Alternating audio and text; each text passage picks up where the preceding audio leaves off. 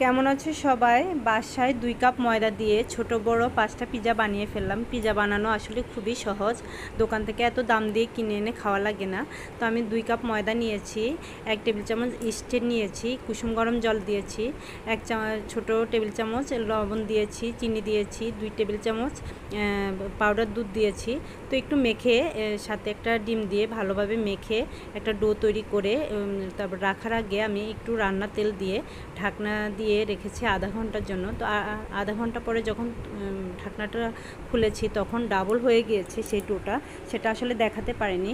তারপর আমি সেটাকে ভালোভাবে সেই ডোটাকে ভালোভাবে মেখে 2 অর্ধেক করে নিয়েছি। 2টা রুটির গোলা করব।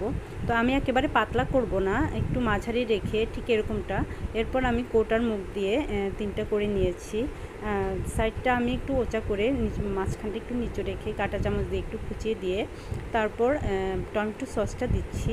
টমেটো সস দিয়ে মোজারেলা চিজ দিয়েছি। এরপর মাংসগুলোকে আমি একটু রান্না করে রেখেছিলাম, সেই মাংসের টুকরোগুলো দিয়েছি, ক্যাপসিকাম দিয়েছি, টমেটো দিয়েছি, তারপর পেঁয়াজ দিয়ে উপরে আমি চিলি ফ্লেক্স দিয়ে রান্নার প্যানে বসিয়ে দিয়েছি। এরপর আমি একটা বড় পিজা করব। তো বড় পিজাটাকেও সেমভাবেই করেছি, ছোট পিজাগুলো যেভাবে করেছি। এরপর বড় পিজাটাকেও বসিয়ে আমি মাঝারি টাইপের একটা পিজা করব।